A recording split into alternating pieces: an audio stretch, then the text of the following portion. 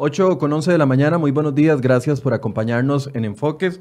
La cita de hoy es para hablar del tema de economía y lo que reveló la revisión del programa macroeconómico que hizo el Banco Central la semana anterior, y para eso hemos invitado a dos analistas y también dos expertos en economía, Don Eli Feinsay y también Daniel Zúcar. Pero antes de poder abordar ese tema no podemos dejar de lado el contexto de lo que estamos viviendo el día de hoy, y este fin de semana se dieron dos hechos que están bajo investigación, que no podemos afirmar ni descartar ninguna tesis hasta el momento, hasta que las autoridades del OIJ, la DIS y otras autoridades policiales se pronuncien al respecto, y estaríamos esperando que suceda hoy.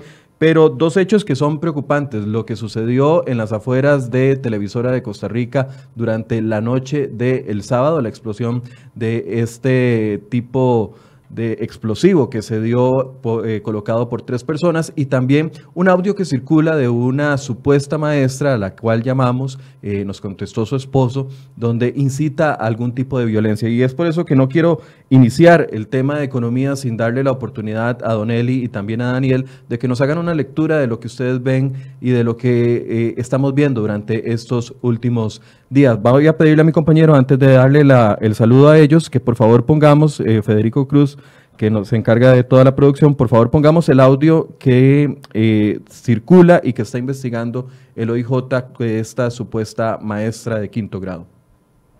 No se hace nada. Vean, ya es hora de haberle puesto una bomba a este hijo de puta de la nación.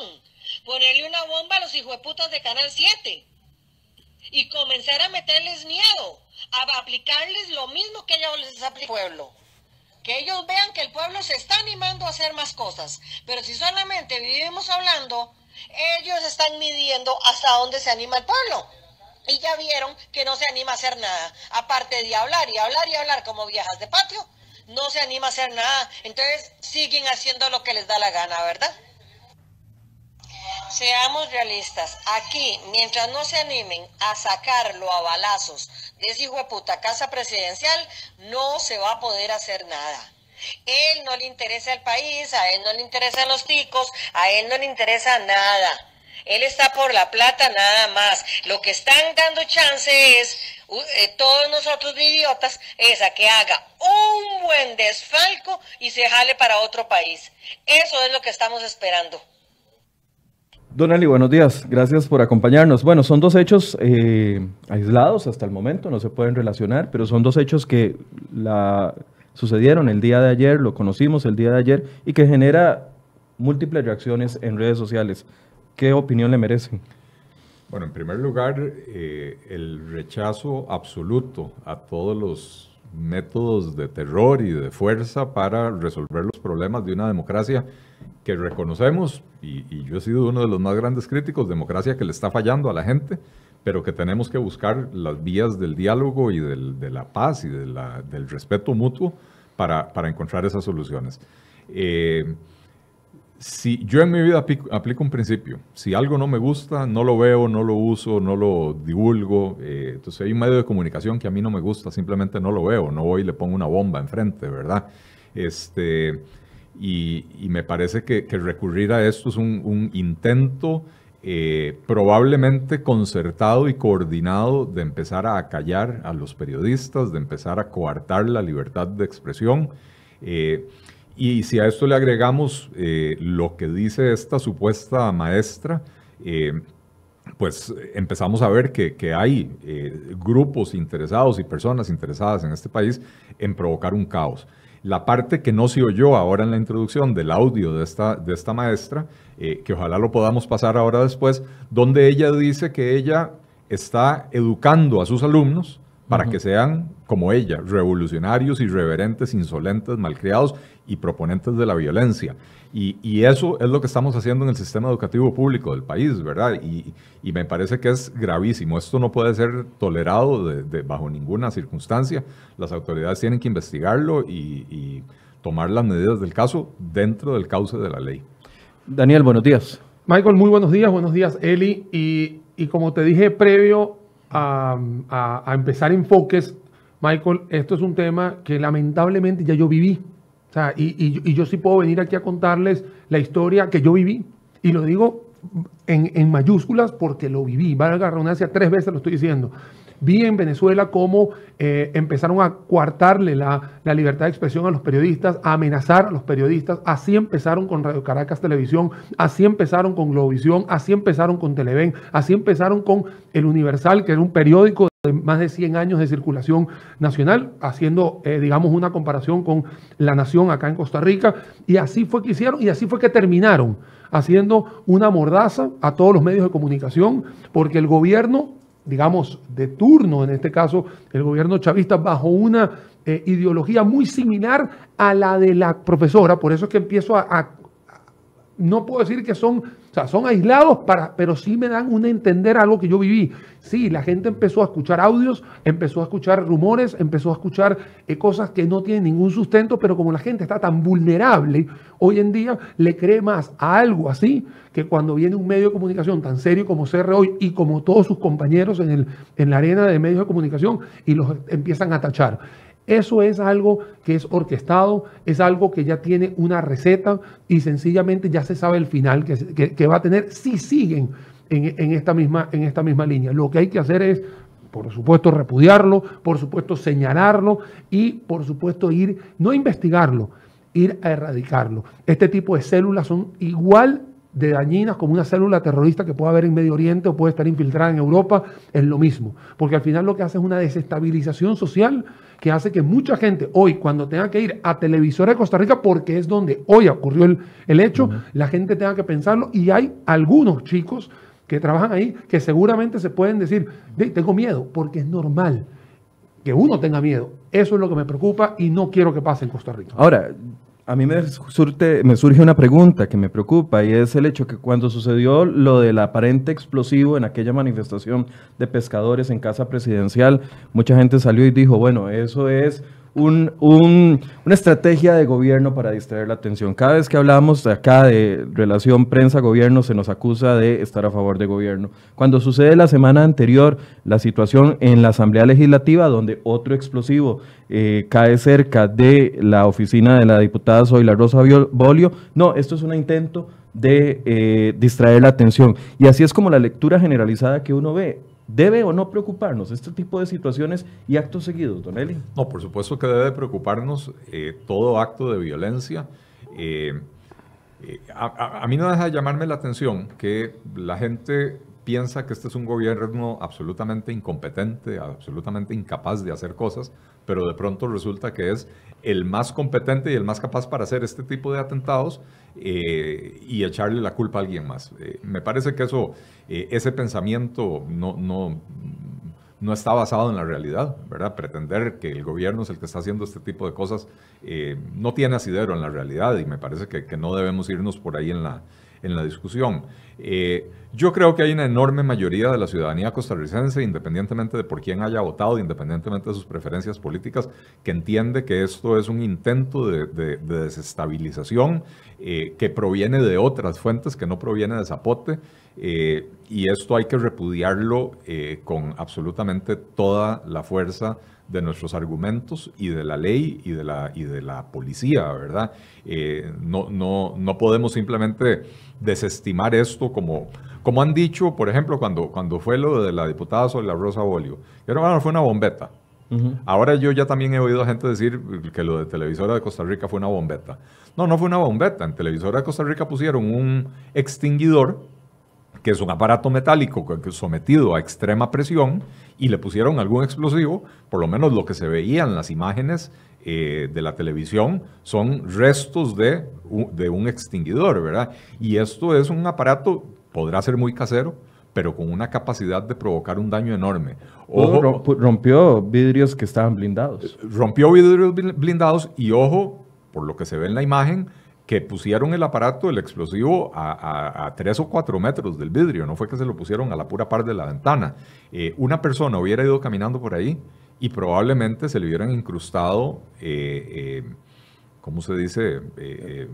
Residuos de este extinguidor o de lo que fuera que habían puesto ahí, y hubiera sufrido lesiones muy graves o, cuidado, no hasta la muerte, ¿verdad? Entonces, esto no es una bombeta, no será una bomba sofisticada, podrá ser muy de fabricación casera, pero es evidente que hay gente interesada, y no puedo decir quiénes, ni quién los organiza, ni de dónde proviene el asunto, pero hay gente interesada en provocar una desestabilización en el país. Y además a esto se suma políticos y otras personas irresponsables, demagogos, que con su discurso de odio contra los medios de prensa, pues lo que hacen es darle un permiso tácito a las personas de hacer este tipo de cosas, ¿verdad? Cuando un ex candidato presidencial, que aparentemente quiere volver a ser candidato presidencial, sale y una semana sí, la otra también, critica a todos los medios de prensa que de alguna manera son críticos con él, entonces la gente que lo sigue dice, sí, a estos medios de prensa hay que hacer algo con ellos. Después sale esta profesora y en los términos en los que lo dice, hay que sacar a la gente a balazos de casa del presidente, de casa presidencial. Dijo en una sección de ese audio, hay que matar a unos cuantos, hay que volarles fuego o prenderles fuego para que los demás se vayan del país. Así lo dice, ¿verdad? Entonces, evidentemente aquí hay algo concertado de gente tratando de provocar la desestabilización, alimentado por los fuegos del odio de ese discurso bastante deplorable de parte de algunas personas. Bueno, y te cuento, Eli, que al igual que vos y al igual que Michael, al igual que todos los que seguimos muchos periodistas, yo también tuve la oportunidad de leer ahí un poquito de Twitter, ¿no? Algunos periodistas que ni siquiera que trabajan en Canal 7, sino que trabajan en otros canales amigos, obviamente repudiando toda esta situación. Y lo interesante acá es ver no el apoyo que reciben los periodistas, sino totalmente lo contrario. O sea, vuelven a ser marginados no porque sea el Canal 6 o el Canal 4 o algún medio digital. O sea, simplemente dicen o respaldan de forma empírica o innata, digamos, de lo que está sucediendo. Y eso es lo que a mí me preocupa también. O sea, a mí me preocupa que la gente, en vez de decir, mira, sí, es verdad, pueden haber algunas cosas que te gusten o no, pero la gente justificando el acto, que no es un acto porque había un evento en el Estadio Nacional y algo ocurrió fuera de las manos. No, era algo que fue totalmente premeditado, pensado, colocado. Entonces, eso es lo que más me preocupa. Disculpa, Michael, que atravesé el caballo. No. Eso es lo que me preocupa. Te lo decía antes, algunos compañeros tuyos, excompañeros de otros medios de comunicación, manifestando, obviamente, el repudio y la gente manifestándose a favor de este acto que, como lo dije antes, es un libreto que por lo menos yo ya lo viví en otro país. A mí me llama mucho la atención porque, bueno, por ejemplo, voy a usar el comentario que hace Juan Durán, dice, CR hoy es pro-PAC, y qué casualidad que el bombetazo se dé cuando se empieza a discutir en la Asamblea temas sobre el derecho a manifestarse. Tal vez don Juan no se ha dado cuenta de que CR hoy fue el que publicó el cementazo y no se ha dado cuenta que el cementazo golpeó directamente al PAC y lo sigue golpeando con figuras cuestionadas hasta el momento. Y aquí va mi siguiente pregunta. ¿Hasta dónde creemos lo que queremos creer y no lo que los hechos demuestran? Mira, te quiero contar, perdón Eli, para romper aquí el ritmo, la justicia aquí de uno por otro. Yo siempre he dicho que si alguien quiere creer en algo, crea en un video donde hay una persona que pone la cara. A partir de ahí, todo lo demás es puras mentiras, son incitaciones, el tema de los audios, el tema de los memes, el tema de las infografías que no tienen ningún tipo de fuente, no crea en eso. De hecho, ustedes en CR Hoy sacaron hace un par de semanas un blog sobre fake news que también se ha utilizado a nivel internacional y eso es algo que uno tiene que entender. No dejarse llevar por los audios, no dejarse llevar por tonteras que no tienen ningún tipo de fuente. Si alguien quiere creer en algo, créalo, crea en un video donde hay una persona que pone la cara y si le quiere creer o justificar o apoyar o estar en contra, por lo menos que alguien dé la cara con eso. Pero cuando hay este tipo de video, de audios, eso definitivamente es una incitación al odio. La gente está repudiando y hay gente que necesita ese caldo de cultivo para seguir odiando lo que está sucediendo. Y eso no nos va a llevar a ningún lado como sociedad, ni siquiera porque estés politizadamente en un lado o en otro, simplemente como sociedad no te lleva a ningún lugar. Ahora, la cita de hoy es para economía y definitivamente para hablar de economía hay que entender el contexto social en el que estamos. Y veíamos que lo que sucedió la semana pasada con la revisión del programa macroeconómico no nos da buenas noticias para nada. Y efectivamente alguien decía, bueno, es que vienen discusiones también fuertes en la Asamblea Legislativa. La discusión de empleo público que está ahí media frenada, pero no se ha detenido del todo. Los diputados dicen el análisis de los proyectos de huelga van a seguir porque van a seguir. Lo dijo aquí Carlos Ricardo Benavides la semana anterior y lo decía también la gente del PAC. Entonces, el ambiente económico no se va a solucionar en los próximos 15 días y la conflictividad social que generan estos proyectos de ley tampoco se va a solucionar. Entonces, ¿cómo tenemos que prepararnos para lo que viene, don Eli? Bueno, yo creo que lo primero es empezar por reconocer que efectivamente hay un descontento social que es no solo verídico, sino que además es justificable, ¿verdad? Lo decía yo en mi primera intervención. La democracia costarricense tiene varios años de estarle fallando a la ciudadanía. Pero creer que a punta de balazo y de bombas y de amenazas vamos a poder llegar a un mejor lugar, hay que estar bastante ciego, ¿verdad? Daniel hablaba de la experiencia personal de él en Venezuela. Tenemos a Nicaragua aquí no tan lejos, ¿verdad? Y tenemos decenas de ejemplos alrededor del mundo de a dónde lleva la violencia, a dónde lleva la intolerancia, el discurso del odio. Y creo que no es la vía costarricense y creo que tenemos que ser muy cuidadosos con qué es lo que estamos promoviendo, a quién le creemos. El hecho de que yo esté enojado no justifica hacer este tipo de manifestaciones como los que escuchamos en el audio de parte de esta supuesta maestra. Tenemos que buscar otras maneras de poder llevar adelante esto. Entonces, ciertamente el país tiene problemas económicos muy serios.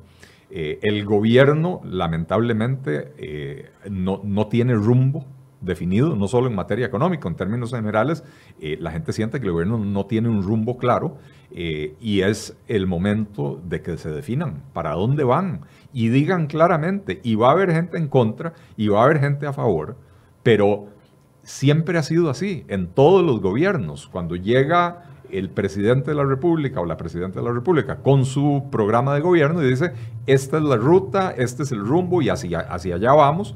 Y siempre hay gente que no estuvo de acuerdo con eso porque no votaron por esa opción, pero la gente cuando sabe que hay un rumbo claro y un rumbo definido, sabe a qué atenerse. Como agentes económicos, los agentes económicos dicen, ok, las políticas públicas van a ir por aquí, yo tengo que adaptarme a eso. Me guste o no me guste, pero tengo que adaptarme a eso. Pero cuando usted ve que el gobierno no tiene un rumbo claro, cuando usted ve que hay una situación económica preocupante porque estamos en un periodo de franca desaceleración, con además el entorno internacional empezando a deteriorarse, que si nuestros principales socios comerciales, Estados Unidos o Europa, caen en una crisis económica, en una recesión, eso va a golpear fuertemente.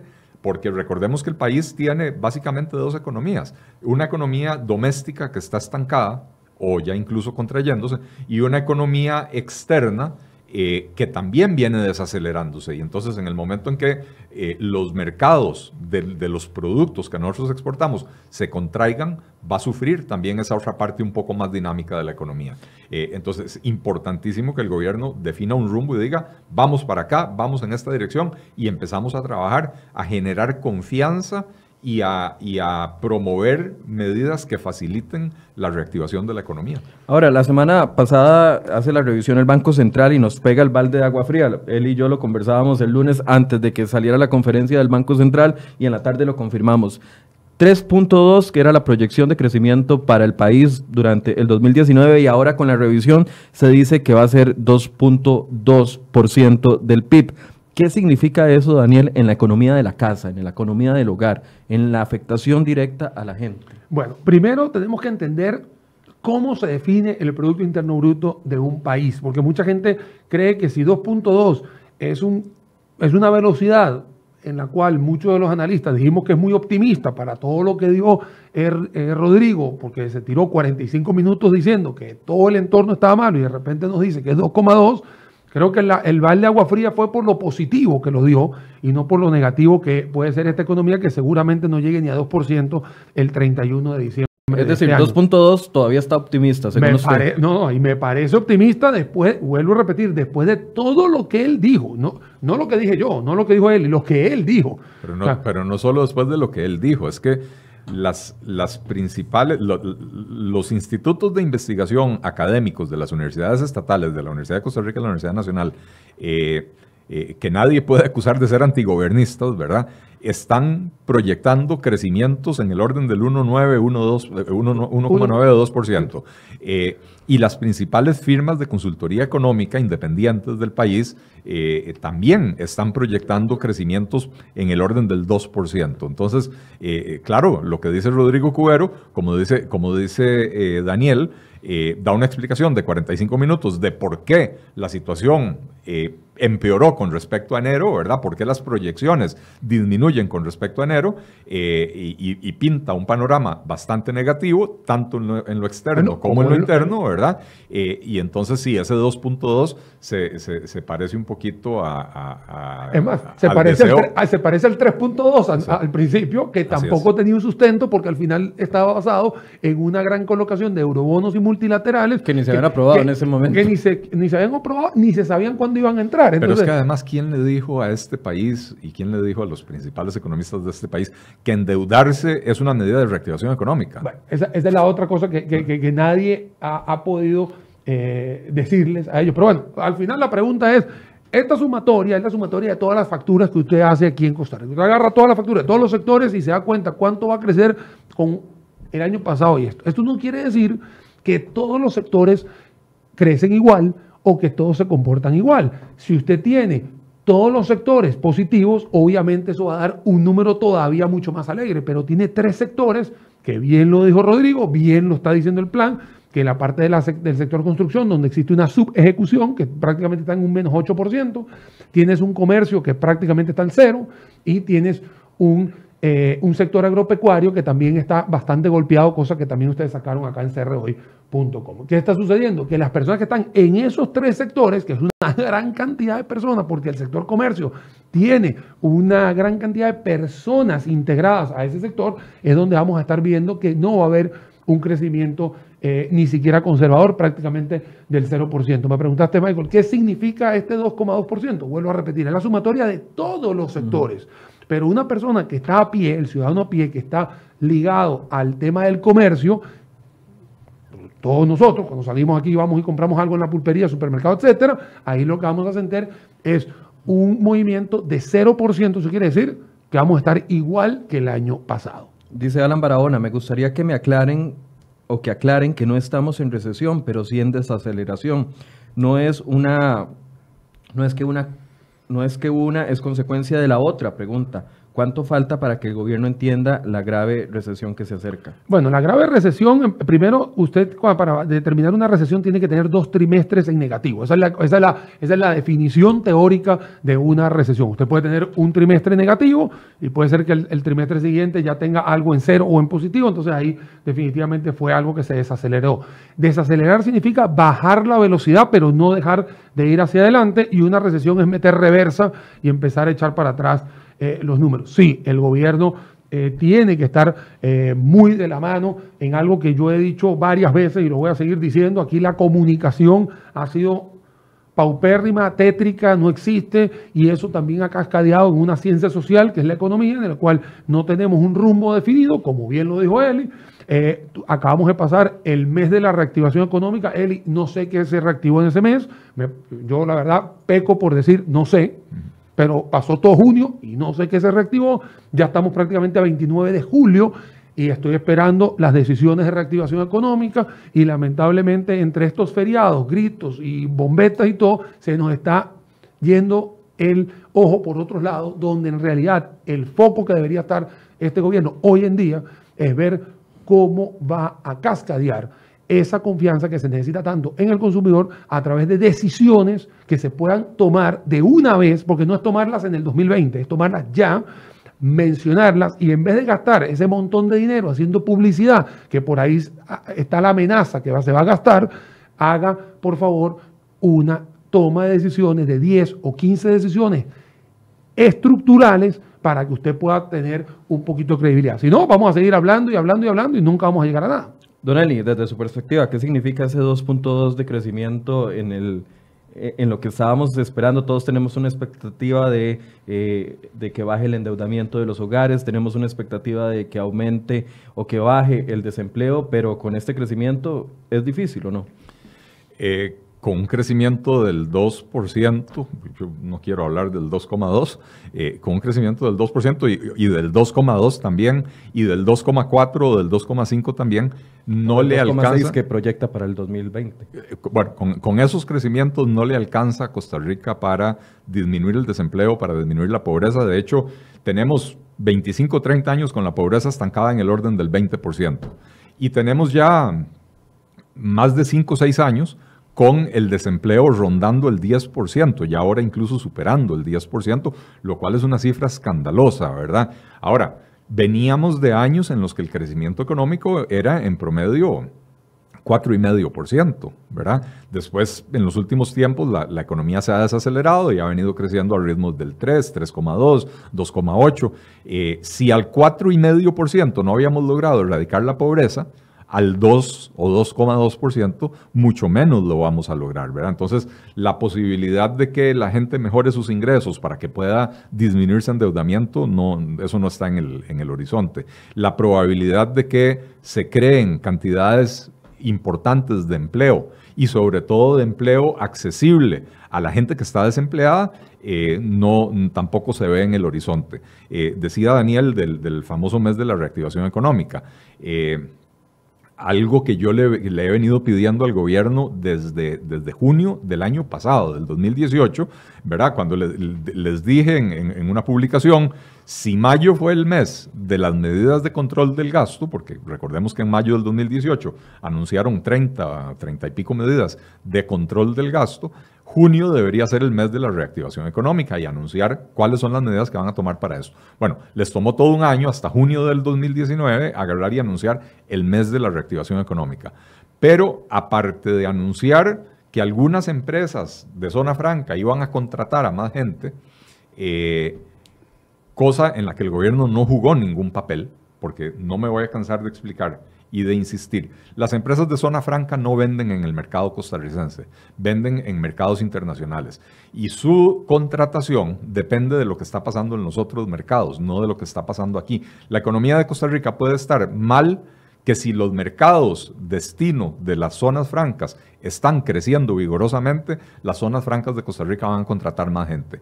Y usualmente esos procesos de expansión de las empresas de zona franca se planifican con muchos meses. A veces, cuando digo muchos meses, es 18 o 24 meses de antelación. No son decisiones que se toman al calor del momento. No es porque el presidente anunció un día, vamos por el mes de la reactivación económica, y de pronto alguna empresa extranjera llama a Casa Presidencial a decir, bueno, por su anuncio, presidente, vamos a contratar a 500 personas más. Eso no sucede. Entonces, esos empleos que se anunciaron no tienen nada que ver con la gestión del gobierno. Y lo que el gobierno debería estar haciendo no es jugar de agencia de comunicación de las empresas de zona franca, sino tomar medidas que le remuevan obstáculos al sector privado, y sobre todo al sector privado doméstico, el que produce para el mercado local, que es el que enfrenta las regulaciones más engorrosas, los impuestos más altos, las regulaciones laborales que le encarecen la contratación. Entonces, empezar a anunciar las medidas que van a tomar para facilitarle al sector privado empezar a crecer, porque de eso se trata salir de la desaceleración, de eso se trata empezar a acelerar la economía.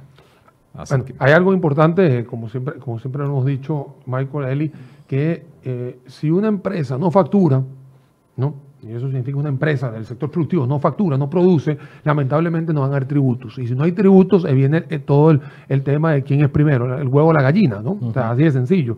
Una de las cosas que está diciendo él, y aquí yo lo voy a volver a resaltar, es esas medidas de reactivación económica tienen que ser medidas que tienen que ser paralelamente habladas con todas las cámaras acá en Costa Rica y decirle a las cámaras qué es lo que necesitan para que ustedes puedan tener mejor productividad. Así de sencillo. O sea, no me parece tan difícil agarrar una semana de las, ¿cuántas se han pasado? Más de 60 semanas de que se montó el gobierno acá, ¿no? Y agarrar una semana, agarrar a todas las cámaras y hacer un listado, decir qué es lo que usted necesita. Aquí nosotros le hemos dicho una gran cantidad de decisiones que se tienen que tomar y lamentablemente pareciera que el viento se lleva las palabras. O sea, si usted hace mucho mejor un entorno para que el sector privado pueda generar empleo, facturación, competitividad, etcétera, etcétera, usted va a tener algo muchísimo mejor que una reactivación económica. Va a tener economía. Eso es lo que tiene que tener.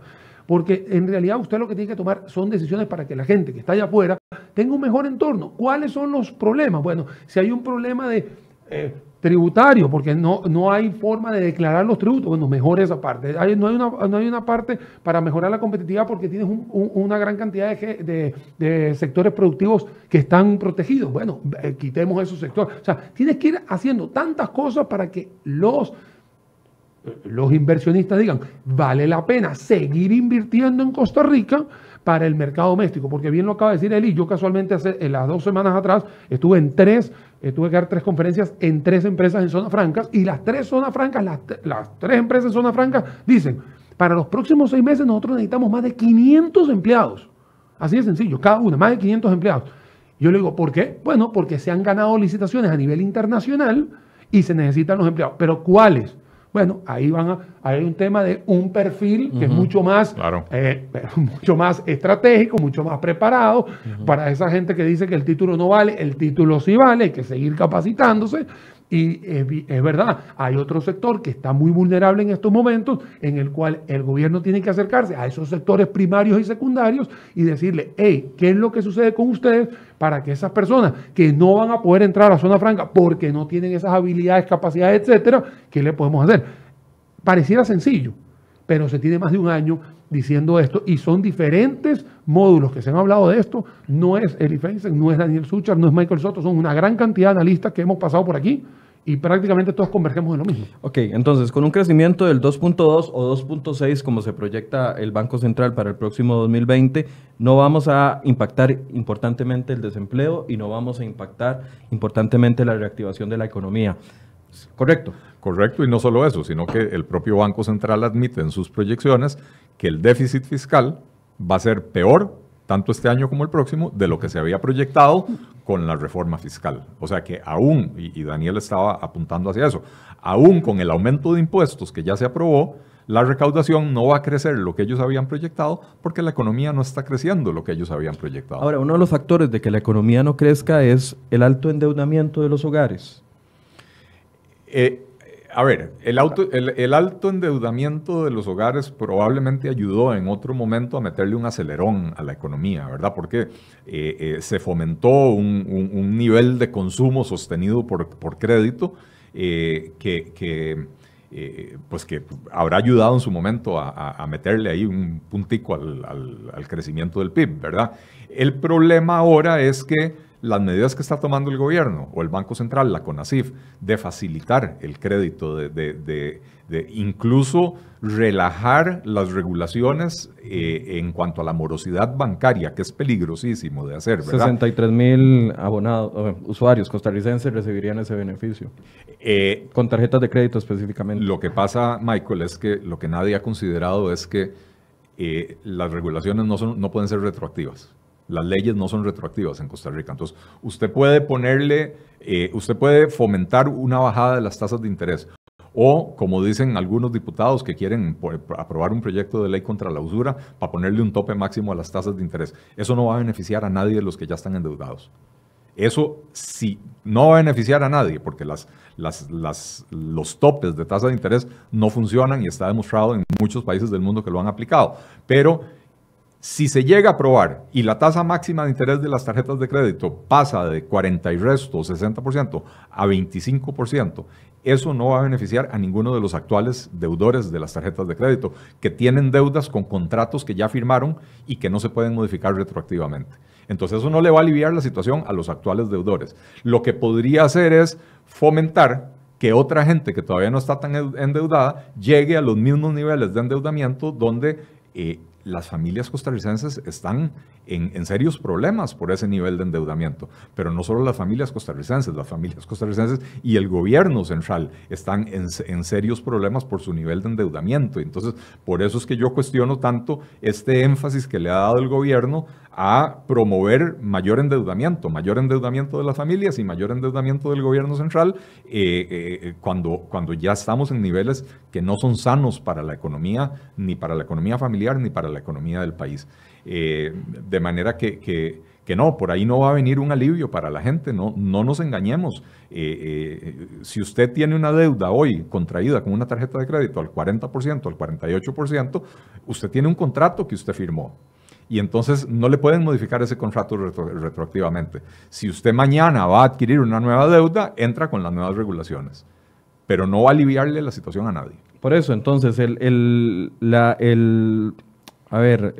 motor de la economía desde los hogares, moviendo el comercio a través de la compra, no se va a solucionar tampoco con los niveles de endeudamiento que tenemos. Entonces, por ahí no hay una salida. No, por ahí no hay una salida y lo que habría que hacer es otros mecanismos para devolverle poder adquisitivo a la gente. Tenemos un problema serio en este país. Costa Rica es un país muy caro, se ha vuelto un país muy caro, ¿verdad? Y se ha vuelto un país muy caro básicamente por dos razones. Tenemos esquemas monopólicos o esquemas que restringen la competencia en la mayoría de los mercados clave para el país. En seguros, en banca, en las energías, en electricidad, en petróleo y en la mayoría de los productos de la canasta básica. Y además tenemos un esquema de aranceles de importación en lo que es la canasta básica, que son aranceles prohibitivos, son aranceles diseñados para que no se importe producto extranjero. Y entonces eso le permite al productor local elevar sus precios, obtener ganancias extraordinarias, porque no siente la presión de la competencia. Y entonces si usted elimina los aranceles y toma medidas para eliminar los monopolios o los cuasimonopolios que existen, eso automáticamente le incrementa el poder adquisitivo a la gente sin meterla en el problema del endeudamiento y sobre todo los 2/5 más pobres de la población es gente que si hoy comen tal vez salchichón una vez por semana y esa es la única proteína animal que comen, bueno, eso y huevos, ¿verdad? Les quedará más dinero en el bolsillo que podrán decidir para decir, bueno, en vez de comer una vez por semana, voy a comer 3 veces por semana. Voy a comer pollo en vez de salchichón, voy a comer algo un poco más saludable, ¿verdad? Se quedan las necesidades básicas. Se quedan las necesidades básicas, pero es dinero que se pone a circular en la economía. Y eso sí genera un ciclo, digamos, virtuoso de crecimiento económico. No un ciclo ficticio por medio de un endeudamiento que ya de por sí hoy es un endeudamiento excesivo.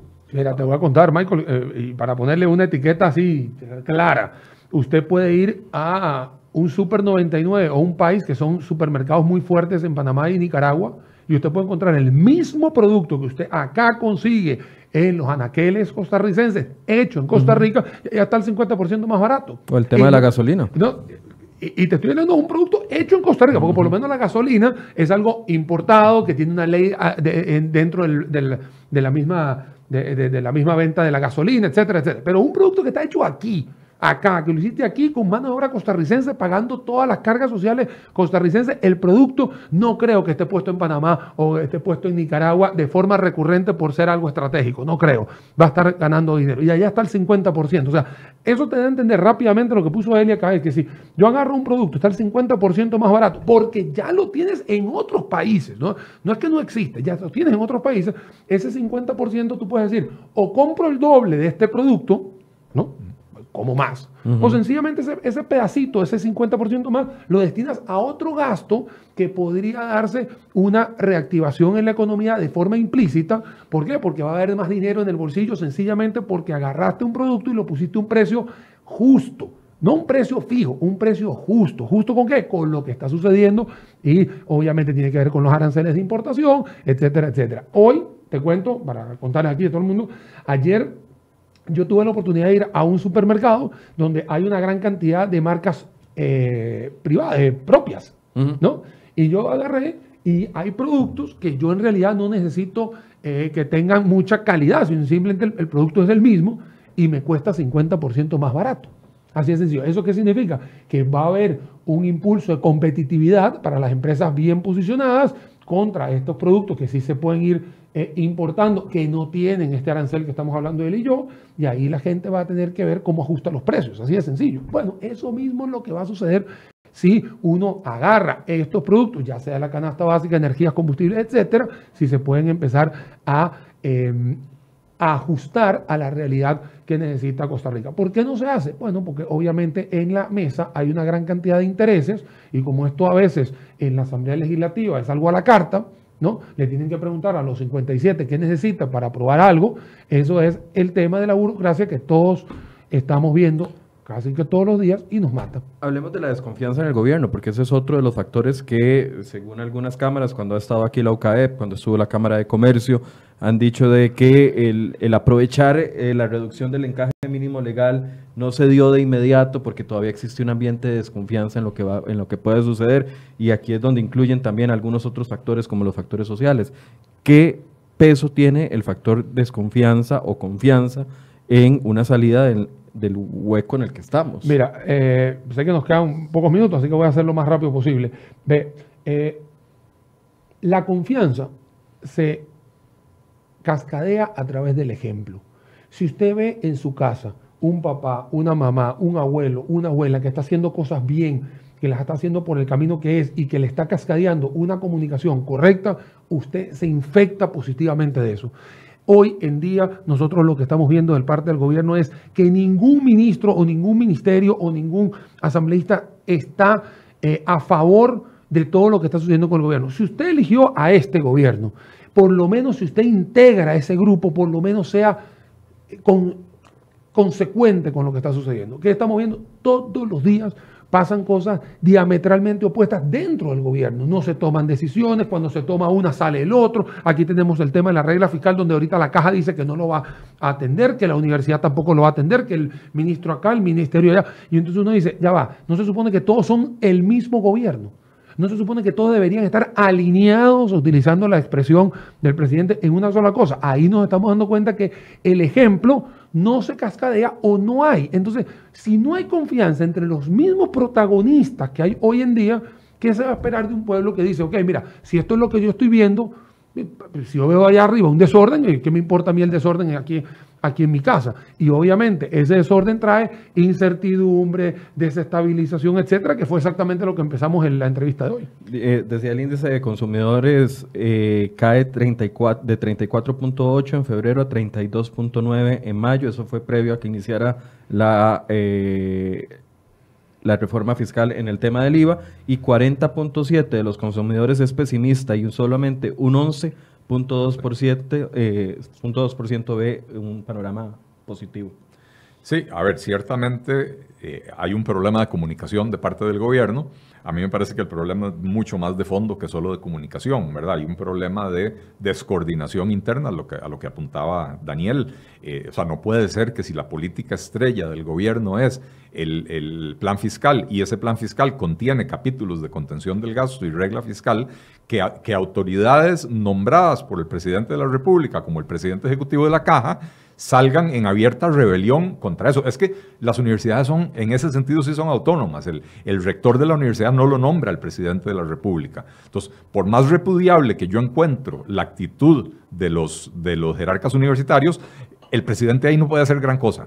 Pero de la Caja, de la Junta de Protección Social, que se rebelen contra esta política pública, me parece que es inaceptable. Entonces, el gobierno tiene un problema de comunicación, pero antes que eso tiene un problema de descoordinación interna, y entonces ninguna campaña de comunicación va a funcionar, porque si usted no tiene logros concretos que comunicar, por más que lo maquille, no va a tener nada que comunicar. Pero volviendo al tema de la desconfianza, la economía... ¿Le puedo agregar un dato, Nelly? Claro, nada más. sí. Portada de Cere hoy, del día de hoy, le voy a pedir a mis compañeros que pongamos la nota. MOP irrespetó la ley fiscal al avalar un pago de prohibición de 65% en la contratación de una auditora interna, cuando la ley dice específicamente que tiene que ser 30%, pero avalan este pago de 65%, que, a ver, significa 396,000 colones, pero es que no es el monto, es la forma, el hecho de que el mismo MOP que trabaja de la mano, no solo con el presidente, sino con la primera dama, se toma estas atribuciones. Y te voy a corregir, 396,000 colones al mes. Ah, bueno, sí, al mes. Y al mes el primer año, porque esto se convierte en una bola de nieve. En una bola de nieve, ¿verdad? Y entonces, a la vuelta de 10 años, esos 396,000 colones pueden ser 1,5 millones de colones también, ¿verdad? Al mes. Al mes. Uh-huh. Al mes. La economía es una ciencia social, no es una ciencia exacta, ¿verdad? Y entonces lidiamos con seres humanos que reaccionan a veces de manera racional, pero no siempre de manera racional. Reaccionan ante temores, reaccionan ante falsa información y reaccionan también ante lo que perciben de la situación económica, de su situación particular, ¿verdad? Yo el otro día tenía una discusión con Delfino, o sea, en el medio de Diego Delfino, ¿verdad? Donde yo escribí una nota diciendo, estamos en una crisis económica. Y hubo respuestas diciendo, no estamos en crisis económica porque básicamente el argumento es porque no estamos como Argentina. Y bueno, hay diferentes niveles de crisis. Pero el punto es que me decían que el hecho de que en cierto centro comercial haya locales vacíos no es demostrativo de nada. Y tienen razón. Desde un punto de vista científico, yo puedo ir a recorrer un centro comercial y encontrar 15 locales vacíos y eso no es demostrativo de una crisis generalizada en el país.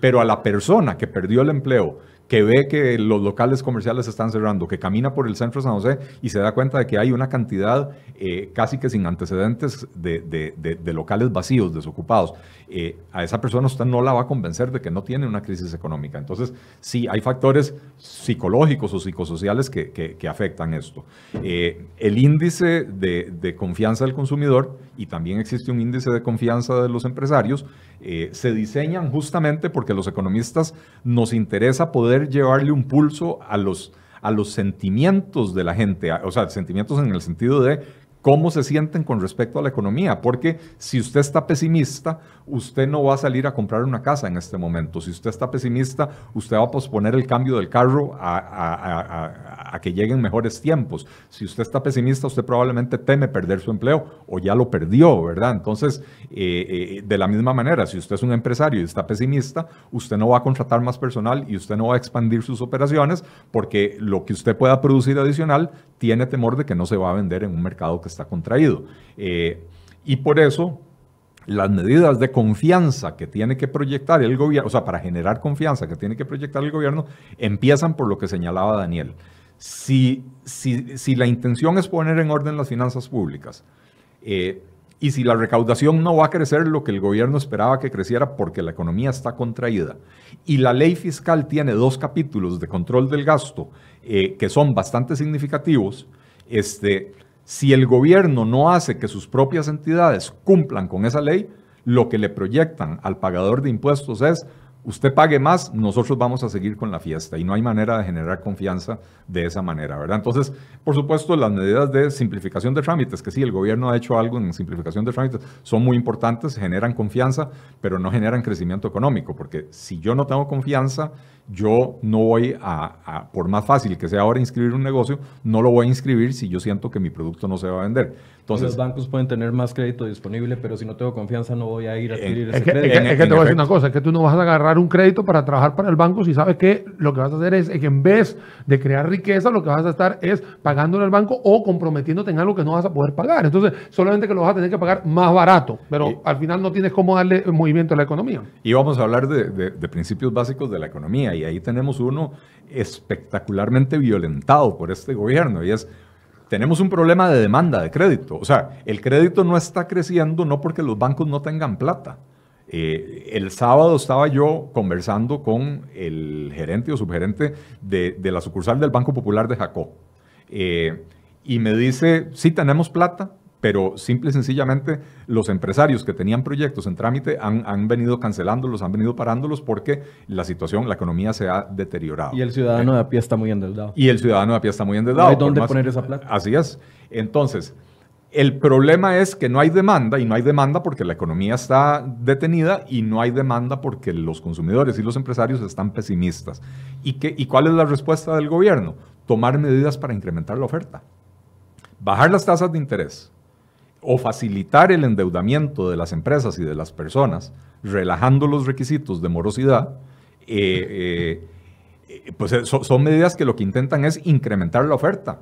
Pero ¿qué gano yo incrementando la oferta cuando no hay demanda? O sea, por eso decía yo, principios básicos de la economía. Si usted tiene un problema de demanda, resuélvalo en la demanda, no lo puede resolver en la oferta, ¿verdad? Y ahí es donde a uno le cuesta entender cuál es el rumbo que lleva este gobierno. Que es lo mismo que hicimos al principio, Michael, cuando dijimos, ¿qué le falta? Pues tomar decisiones para que haya un entorno de que la gente tenga más confianza, de que la gente pueda salir, consumir tranquilamente y que la gente vea las cosas, el vaso medio vacío, no, vaso medio lleno, o sea, porque si no, no hay confianza, pero hay alguien que tiene que ser el líder y el líder en este caso es dar el ejemplo desde el punto de vista del ejecutivo y legislativo, porque la gente cree que es solo el ejecutivo, no, es ejecutivo y legislativo, porque en el legislativo aquí hemos tenido 57 personajes que todos los días nos han de qué hablar, porque a veces creemos que, y te voy a decir, esto es algo muy personal mío, a veces yo creo que, y me pongo a pensar cómo alguien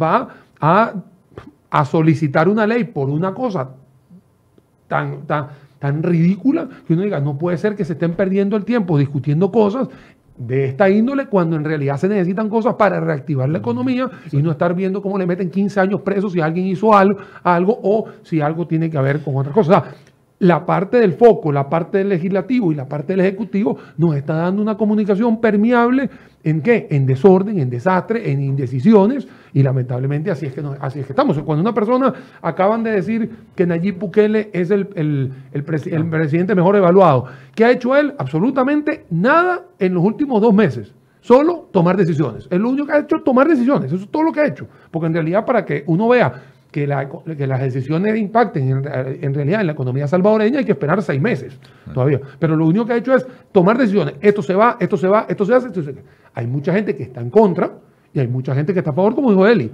Pero por lo menos hay una decisión, por lo menos hay un camino que te está diciendo, este es por donde voy a ir. En el tema de confianza, el tema de la baja y la subida de las tasas de interés muy rápido, ¿eso genera desconfianza o genera confianza? Por ejemplo, veníamos tras 5 bajas de la tasa básica pasiva que llegó hasta 5.90 y no duró ni 4 días cuando ya estaba subiendo a 6.20, que es la tasa de referencia de los créditos en colones. ¿Eso genera o no genera desconfianza o es parte de la actividad normal del Banco Central que no debería de preocuparnos? A ver, la tasa básica pasiva en realidad no la determina el Banco Central, la calcula el Banco Central, pero es una tasa que tiene que ver con cuánto están pagando los bancos a sus ahorrantes, ¿verdad? Y si la tasa básica pasiva subió es porque los bancos tenían una necesidad de liquidez y para poder atraer más recursos de los ahorrantes dijeron vamos a subir la tasa de interés. Con lo cual se vuelve a demostrar el asunto que decía yo en mi intervención pasada. El Banco Central ha hecho desde su ámbito de acción lo posible para bajar las tasas de interés, pero eso no va en línea con las necesidades actuales del mercado. Entonces, yo no creo que esto tenga que ser necesariamente una fuente de desconfianza. Al final de cuentas, una tasa que se mueve alrededor del 6% es una tasa que se mueve alrededor del 6% con las fluctuaciones normales del mercado. Pero yo creo que más importante que eso, Michael, es dar ejemplos específicos de lo que está sucediendo en este país. El fin de semana conversaba yo con un amigo en Orotina. Él es un funcionario público, por cierto, que se puso un emprendimiento. Entonces él montó un lavacar en Orotina, lavacar donde venden decoraciones y toda la carambada. Y entonces él me dice, vea, yo durante la semana con 2 empleados tengo más que suficiente, pero para los fines de semana yo necesitaría meter por lo menos 3 personas más. Dice, pero no lo puedo hacer. No lo puedo hacer porque no tengo manera de inscribirlos ante la caja por tiempo parcial. No me lo permite la caja, ¿verdad? Y entonces el costo se me eleva enormemente. Y entonces dice, estoy seguro que así como en mi caso en Orotina, hay otro montón de pequeños emprendimientos que necesitan reforzar planilla por cuestiones de temporada o por cuestiones de que son negocios que se mueven más el fin de semana, incluso las mismas ventas de frutas y todo que dependen del flujo de vehículos en la carretera. Y si quieren estar formalizados, no lo pueden hacer, no pueden contratar más gente y entonces el propio gobierno, y ojo, no es el gobierno de Carlos Alvarado, porque esto es un problema de toda la vida de Costa Rica. La Caja Costarricense de Seguro Social, con su mentalidad y su actitud de represión contra el emprendedor, lo que está haciendo es evitar que los pequeños emprendedores que al final de cuentas son el 95 o 97% del parque empresarial del país, están evitando que ellos puedan contratar más gente.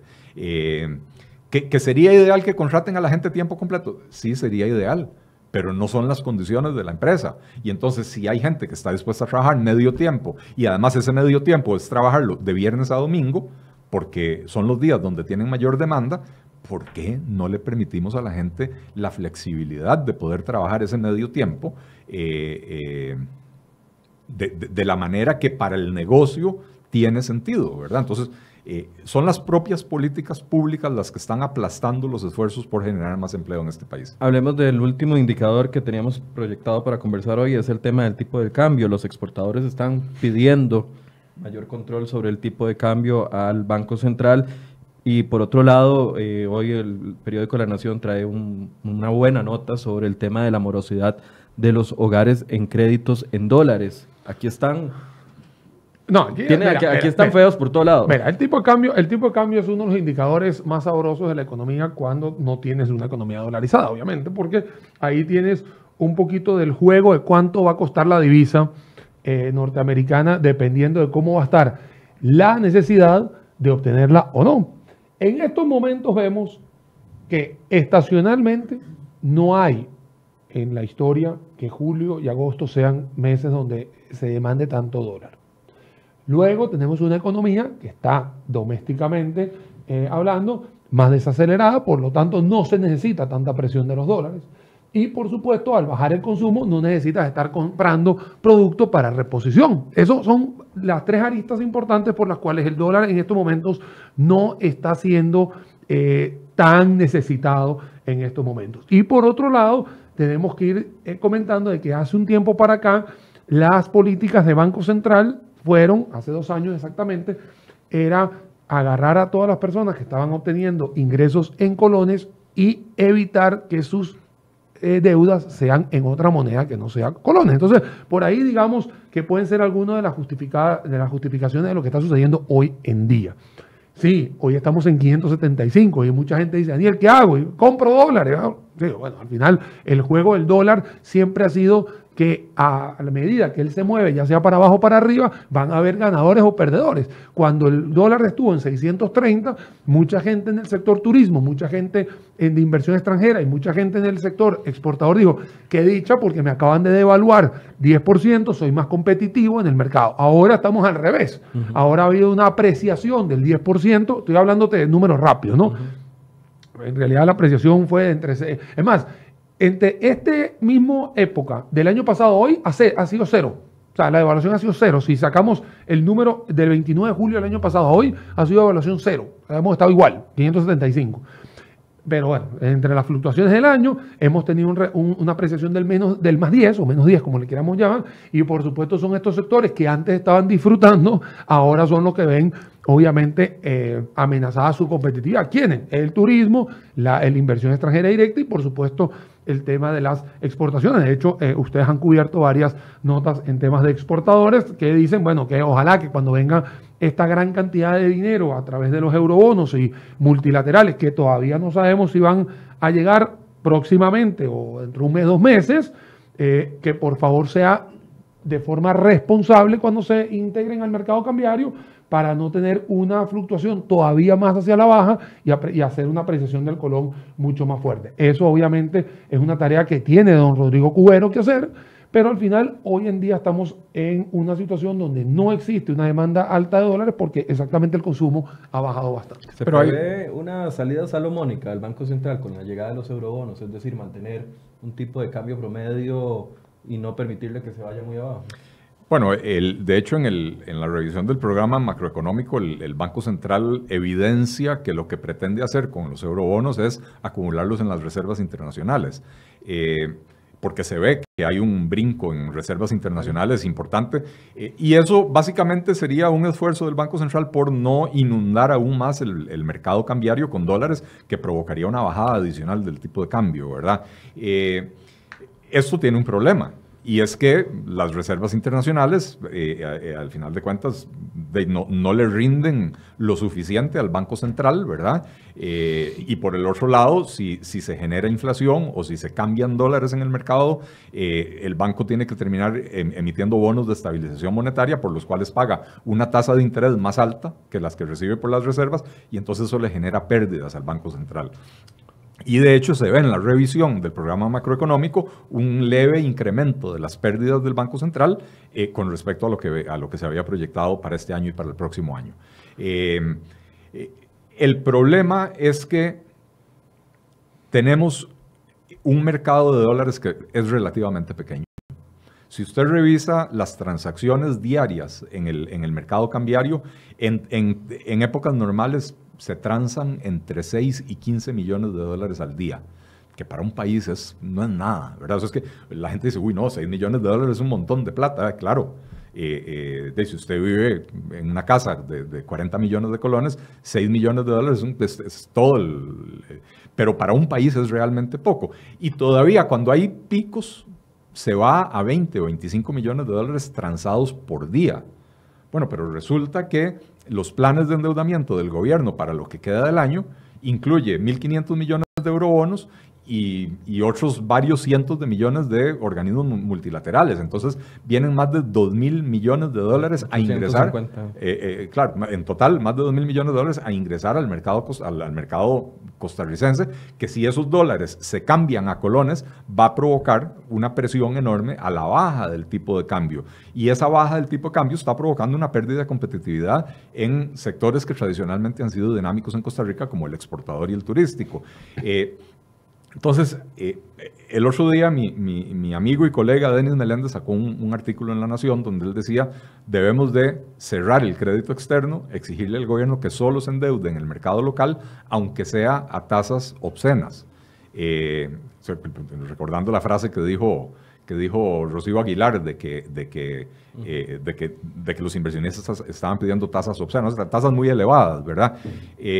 Pero él lo que decía es, debemos de dejar de promover la entrada de dólares para dejar de deprimir el tipo de cambio, porque esto nos está provocando un problema de competitividad en la economía real, ¿verdad? Yo estoy en desacuerdo parcialmente con don Denis. O sea, el problema es, si usted trae dólares, baja el tipo de cambio, y entonces el sector exportador, el turístico, la inversión extranjera, pierden competitividad.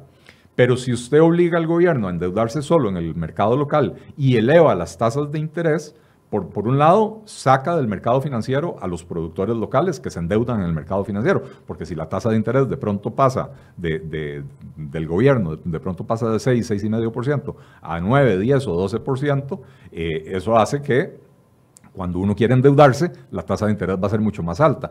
Pero por el otro lado, esas tasas de interés altas que se generan en el mercado local son una llamada al capital golondrina.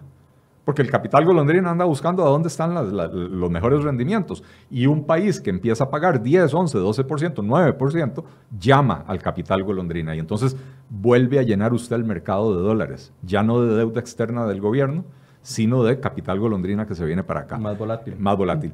¿Cuál es la solución? La solución es hacer que el gobierno deje de endeudarse, no es hacer que el gobierno se endeude en otra moneda.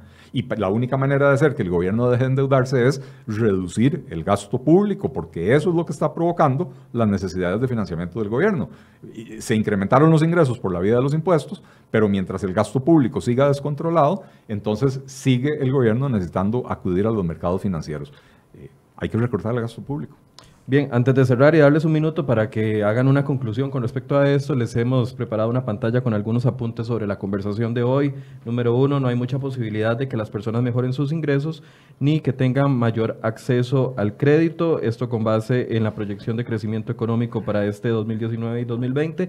El crecimiento proyectado no le alcanza a Costa Rica para bajar la pobreza y el desempleo que nos está atacando, y cambios que se han anunciado en crédito no benefician a quienes ya están endeudados, incluso podrían fomentar que otras personas se endeuden, opinión de don Eli Feinstein. Daniel, no sé si quiere empezar usted con una conclusión. Bueno, la conclusión es que, mira, nosotros tenemos un panorama que es bastante comprometedor, por supuesto, ¿no? Todo lo que hemos hablado durante la mañana de hoy tiene que ver con una presentación de la revisión del plan macroeconómico del año 2019-2020, el cual, por supuesto, estamos los analistas aquí elevando la voz para decirle al gobierno dónde están algunos de los puntos importantes para que vuelva más positivo el entorno para todas las empresas que están acá en el ámbito doméstico. Lo tienen que hacer, tienen que tomar las decisiones y, por supuesto, poder, por favor, mandar un mensaje de unidad, de tranquilidad, y lo más importante es predicar con el ejemplo. Si nosotros no tenemos un ejemplo de parte del legislativo y el ejecutivo, lamentablemente vamos a tener una sociedad que va a estar muy dispersa. ¿Y va a estar muy dispersa haciendo qué? Con lo que empezamos esta entrevista hoy en la mañana, empezando con tratar de desestabilizar la vida cotidiana de los costarricenses, que la gente no pueda ir a sus trabajos, de que la gente pueda estar haciendo un tema de mordaza a nivel periodístico, y etcétera, etcétera. Cuando se tienen este tipo de amenazas, lo que hace es que la población se retrae, se retrae a sí misma y no tiene las ganas de salir ¿a qué? A vivir. Y eso nosotros no lo podemos permitir. O sea, fuera del tema económico, nosotros tenemos que saber que somos personas que estamos en un país muy pura vida y que no podemos dejar de tener ese país como lo tenemos. Los economistas, por supuesto, vamos a estar acá, los analistas, por supuesto, vamos a estar acá diciendo todo lo que se debería hacer desde una óptica profesional y que por favor tomen las decisiones que se tienen que tomar. Don Eli. Yo creo que va a ser reiterar un poco lo que dijo Daniel. Estamos en una coyuntura muy complicada para el país. Ciertamente no estamos en una recesión económica, pero la desaceleración cada mes es más marcada, ¿verdad? El crecimiento de la producción, de acuerdo al IMAE, había sido 1.6 en abril y había caído de 3.2% a 1.6 en un año. Bueno, a mayo ya cayó a 1.3, ¿verdad? O sea que sigue dándose el proceso de desaceleración.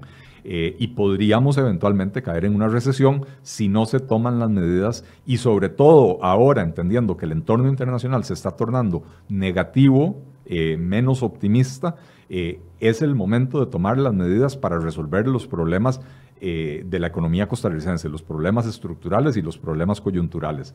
El gobierno tiene ante sí un reto enorme, necesita dar un golpe de timón importante para poder empezar a generar confianza, para que se acallen esas voces del odio y de la intolerancia y de la violencia, porque entre más incertidumbre hay, entre más indecisión hay, más combustible se le da a esta gente que lo que quiere es provocar una desestabilización.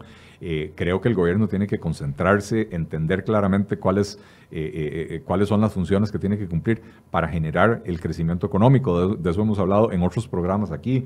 Ha hablado Daniel hasta la saciedad, he hablado yo en artículos en La Nación. Y ¿cómo se llama? Hacer eso en vez de andar en tonteras como firmar convenios educativos con Cuba, ¿verdad? Que lo ponen a uno a pensar, bueno, tal vez la presión para firmar convenios educativos con Cuba viene de los mismos maestros como esta pachuca vulgar que oímos al principio del programa, que lo que quieren es promover la desestabilización, ¿verdad? Entonces, concentrarse en lo importante.